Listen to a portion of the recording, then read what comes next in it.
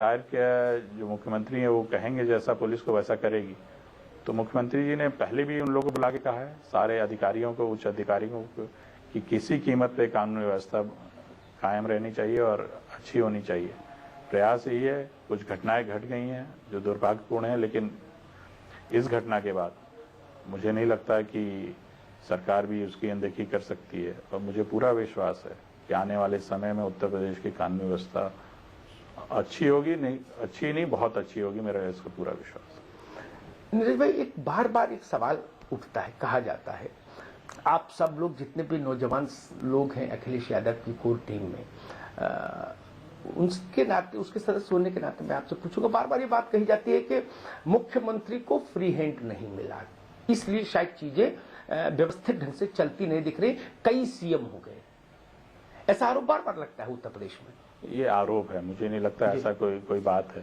Free hand मुख्यमंत्री है, मुख्यमंत्री के पास पूरा ऐसी कोई कोर, पहले तो मैं कहना चाहूंगा कोई कोर टीम ऐसी नहीं है। मुख्यमंत्री जी अपने आप काम करते हैं, अपने अधिकारियों के साथ जरूर सलाह मशवरा अपने नेता से करते हैं, अपने मंत्रियों से करते हैं, हम लोग से भी कई बार बात करते हैं, लेकिन ऐसा कहीं नहीं है। लोग कहते हैं कि चाचाओं का चक्रव्यूह है जिसमें फंस गए अखिलेश यादव। ये परसेप्शन है लोगों का जी।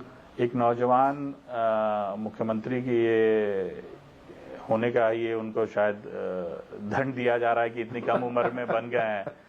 और जो मुख्यमंत्री जी ने काम करके दिखाया है, मैं मानता हूं थोड़ा बहुत जो कानून व्यवस्था में कमी रह गई है, नहीं तो जो काम उन्होंने किया पिछले 1 साल में, जिस स्थिति में हम लोग को ये सरकार मिली थी, उस स्थिति में उत्तर प्रदेश हर तरह से ऋण में था, आर्थिक रूप से भी। यहाँ कोई बाहर से कोई लोग आ नहीं रहे थे, विकास का कोई कार्य नहीं हो रहा था। इसको रिवाइव करने का काम जो किया है, जो हमारे मैनिफेस्टो में जो हमने वादे किए थे वो पूरे करने का काम जो मुख्यमंत्री जी ने किया है, हम लोग प्रयास कर रहे हैं।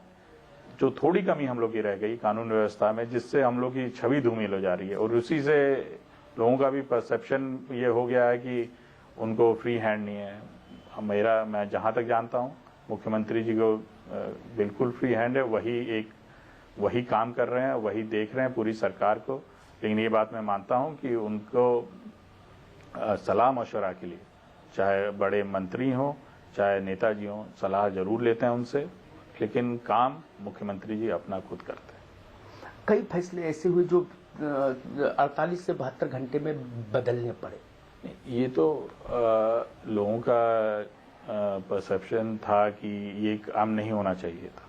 जो मैं कई फैसले ये हैं जो मैं मानता था कि ठीक है, लेकिन ये प्रजातंत्र है, यहाँ अगर लोग चाहते हैं कि ऐसा ना हो तो वो नहीं होगा। ये अगर डिक्टेटरशिप ही होती या वैसा होता, ये तो मैं मुख्यमंत्री जी का बड़प्पन मानूंगा कि उन्होंने जो लोगों ने कहा, जैसे बिजली की बात थी, मॉल की, या गाड़ी के विधायक को गाड़ी देने की 20 लाख रुपए, मेरे को लगता है कि वो बिल्कुल सही फैसला था। आज उस फैसले को वापस ले लिया गया। वो फैसला बिल्कुल सही था, मैं तो ये मानता हूँ, क्योंकि कई प्रदेशों में ऐसा है, लेकिन उत्तर प्रदेश में हो गया। नौजवान मुख्यमंत्री, फिर वापस क्यों हो गया फैसला? Public pressure. आप अगर मुख्यमंत्री जी पे ही आप दबाव डालेंगे, पूरे लोग डालेंगे कि नहीं ये गलत फैसला है, तो उन्होंने वापस ले लिया। क्योंकि भाई ये प्रजातंत्र है, यहाँ लोग जो कहेंगे वो सबसे मान्य होगा। मुख्यमंत्री जी ने अपने मंत्रियों के कहने पे वो फैसला वापस नहीं लिया, लेकिन जब पब्लिक कहेगी। आप आज जब ये जो बहुत एक रेप कांड हुआ था दिल्ली में, जब पब्लिक सड़क पे आ गई तो पूरी भारत सरकार को पलटना पड़ा। जो पब्लिक कहती है वो तो सर्वमान्य होता है। आप क्योंकि उन्हीं से चुने क्या आते हैं जो इस देश के लोग कह रहे हैं। ये देश किसी राजनेता का या किसी एक व्यक्ति का नहीं है, सारे लोगों का है। जब लोग कहेंगे कि ये गलत है तो आपको मानना पड़ेगा। मुझे 3 सबसे बड़ी उपलब्धियां बताइए और 3 सबसे बड़ी शॉर्टकमिंग्स जो करना चाहते थी सरकार वो नहीं कर पाई। 3 उपलब्धियां जो मैं मानता हूं, सबसे बड़ी, मैं एक तो जो हमने अपने घोषणा पत्र में कहा था उसको हम पूरा कर रहे हैं, जो कि विशेषकर मुझे लगता था कि हमको 2-3 साल लगेंगे उनको पूरा करने में। जो मुख्यमंत्री जी ने करके दिखाया कि 21 साल में करीब 70 से 80% उसको पूरा करने का काम किया। दूसरा काम जो इंफ्रास्ट्रक्चर में काम हो रहा है आज, मैंने नहीं देखा कि जो मैं अपने क्षेत्र की बात कर रहा हूँ, मैं पूरे उत्तर प्रदेश की बात नहीं कर रहा हूँ, मैं बलिया, गाजीपुर, बनारस यहाँ देख रहा हूँ जो सड़कें थी, जो कनेक्टिविटी थी, छोटी छोटी सड़कें थी, वो बनी ही नहीं थी। मैं कितने साल से जानता हूँ कि सड़कें पे काम ही नहीं हुआ था। आज उन सड़कों पे काम हुआ है जो गांव पे कनेक्ट करती हैं। जो PMJSY, ये मैं मानता हूँ कि बहुत बड़ी योजना थी, जिसका पैसा पिछले 5 साल में आया ही नहीं था। बसपा सरकार में, केंद्र सरकार ने पैसा ही नहीं दिया था। वो पहली बार आना शुरू हुआ जब हम लोग की सरकार आई, क्योंकि केंद्र सरकार का मामला था कि वो सरकार, बसपा सरकार, उसको किसी और कामों में यूज कर रही थी, मूर्ति बनाने या पार्क बनाने में। तो वो जो पैसा आ रहा है केंद्र सरकार का, जो लग रहा है NRHM का, आप जानते ही हैं घोटाला, वो पैसा नहीं था। ये सब जो, ये मैं मानता हूं कि दूसरी बड़ी उपलब्धि है इस सरकार की, जो पैसा आ रहा है वो लग रहा है। तीसरा जो मुख्यमंत्री जी ने कहा है, स्वास्थ्य के क्षेत्र और शिक्षा, स्वास्थ्य और शिक्षा के क्षेत्र में जो काम कर रहे हैं, हम लोग की मांग थी बड़े दिनों से कि बलिया एक छोटा सा जिला है बिल्कुल पूर्वांचल में, वहां कोई अस्पताल नहीं था। आज मुख्यमंत्री जी ने बलिया में नहीं, गाजीपुर में उनका फैसला है कि हर जिले अस्पताल पे एक बहुत बढ़िया जिला अस्पतालों का 100 बेड का, हर जगह कम से कम 100 बेड का। तो ये बहुत बड़ी उपलब्धि है। आज बलिया में, मैं अपने क्षेत्र की बात कर रहा हूँ, बलिया में हम लोग को अगर छोटा एक्सीडेंट हो जाता तो बनारस जाना पड़ता है 160 किलोमीटर। उन्होंने वहाँ ट्रॉमा सेंटर दिया है कि वहीं उपचार हो सके। तो शिक्षा के क्षेत्र, स्वास्थ्य के क्षेत्र में जो कदम है, जो, और आप जानते हैं कि केंद्र से भी एम्स की बात की जा रही थी, अब शायद 2 की बात हो गई है मुख्यमंत्री जी ने। तो ये सब जो काम हो रहे हैं शिक्षा के क्षेत्र में, पढ़ाई के क्षेत्र में, जो प्राइवेट सेक्टर से भी बात कर रहे हैं मुख्यमंत्री, जो हमारी सोलर मिशन इन्होंने किया है कि बिजली के लिए, आज आप जानते हैं कोयला की कमी है, पानी आप गंगा यमुना देख ही रहे, नदियाँ, तो जो सोलर मिशन उन्होंने अपना किया है, ये बहुत बड़ी उपलब्धि में अगर हो जाए, उनका आया है, मेरा ख्याल है अगले कुछ दिन में इस पे काम भी शुरू हो गया, कई लोग इसमें निवेश करना चाहते हैं। अच्छा, तो 3 ऐसी क्या चीजें रही जो आपको लगता है कि होनी चाहिए थी, नहीं हो पाई, या करना चाहते थे, सम और अदर रीजंस नहीं मेटलाइज हो पाएंगे?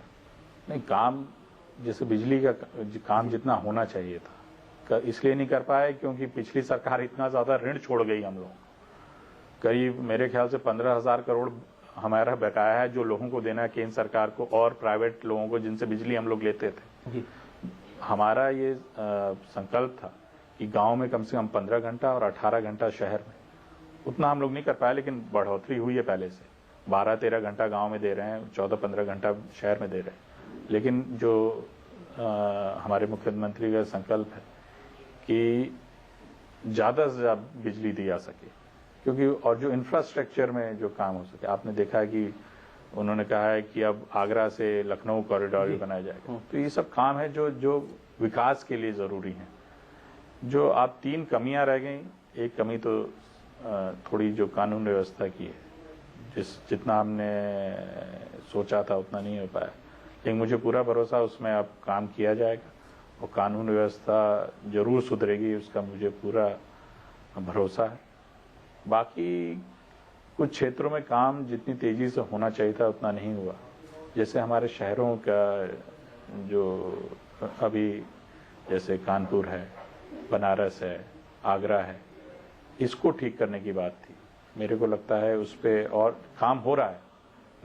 मैं देखता था कि बनारस में पिछले 6 साल से कोई काम ही नहीं हुआ, जहां खोदाई करके छोड़ दिया गया, लेकिन मंत्री जी ने गए वहां कुछ लोगों को निकाला, तो वहां अब काम शुरू हो रहा है।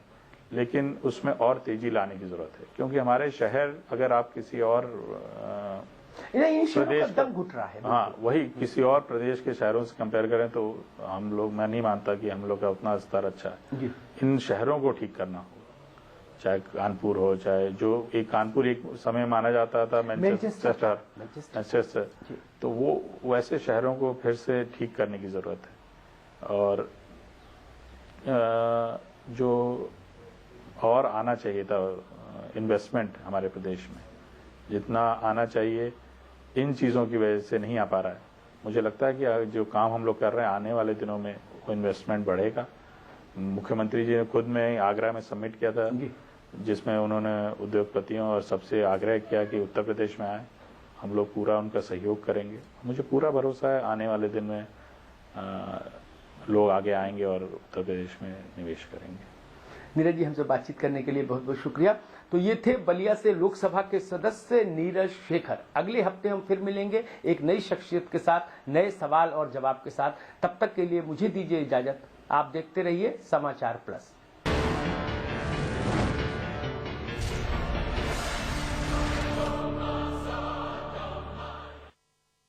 जिंदगी में समझौते हमें कबूल नहीं, ये सीखा है हमने रजनीगंधा बनाने वालों से, जो क्वालिटी से कभी भी कोई भी समझौता नहीं करते।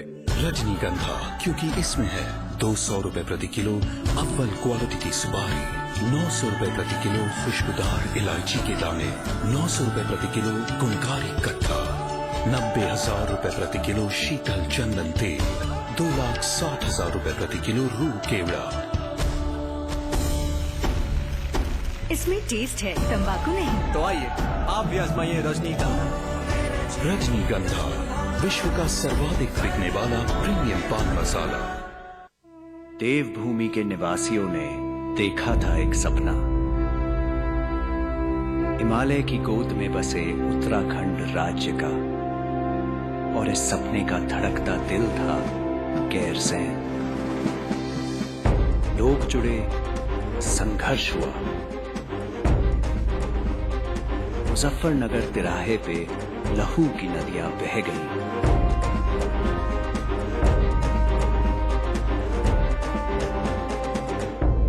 उत्तराखंड तो मिला पर गैरसैंण नहीं। आज उत्तराखंड बनने के 12 साल बाद मुख्यमंत्री विजय बहुगुणा ने उठाया है ऐतिहासिक कदम गैरसैंण की ओर, ताकि हमारा उत्तराखंड बन सके उम्मीदों से ऊंचा।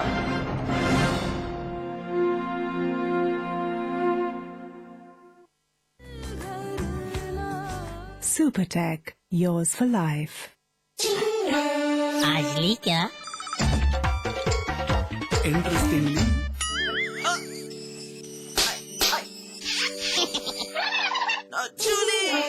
Refreshing mini gums. आज ली क्या? मैं चाहूंगा कि जब जब भी मेरा जन्म हो, वृंदावन की इसी पावन भूमि में हो। A unique project with world-class facilities just for you and your loved ones. Nalanda leisure Sanskar city At Vrindavan. इसमें टेस्ट है, तंबाकू नहीं। आप भी आजमाइए रजनीगंधा। रजनीगंधा। तराई बीज विकास निगम में कैसे हुई बंदरबांट, अधिकारियों ने कैसे की जनता के पैसों की लूट, किसने और कैसे किए अपनों के वारे न्यारे। एक और बड़ा खुलासा जल्द देखिए समाचार प्लस पर। नहीं थम रही केंद्रीय मंत्री बेनी प्रसाद वर्मा और समाजवादी पार्टी के बीच जुबानी जंग। बेनी ने कहा 2014 में निकलेगा सपा का जनाजा। राजेंद्र चौधरी का पलटवार, कहा एहसान फरामोश और बदतमीज हैं बेनी। आज नहीं हुआ बीजेपी अध्यक्ष राजनाथ सिंह की नई टीम का ऐलान। संसदीय बोर्ड में नरेंद्र मोदी के नाम पर सहमति, कई नामों पर फंसा पेच। कुंडा केस में सीबीआई एमएलसी अक्षय प्रताप सिंह से कर रही है पूछताछ। आरोपी विधायक राजा भैया के मौसेरे भाई हैं एमएलसी अक्षय प्रताप। इलाहाबाद के दौरे पर पहुंचे मुख्यमंत्री अखिलेश, संगम नगरी में किया अधिवक्ता भवन का उद्घाटन। मुख्यमंत्री विजय बहुगुणा ने रुड़की को दी सौगात, 19 नई परियोजनाओं का किया शिलान्यास। लखनऊ में 30 घंटे से एयरपोर्ट पर फंसे यात्रियों ने किया हंगामा। तकनीकी खराबी की वजह से टेक ऑफ नहीं कर पा रहा है सऊदी एयरलाइंस का विमान। देहरादून में डीएवी कॉलेज के पूर्व छात्र संघ अध्यक्ष पर जानलेवा हमला। पूर्व मुख्यमंत्री के निशंक के घर में घुसकर बचाई जान, बीएसपी नेता नसीमुद्दीन के लोगों पर हमले का आरोप।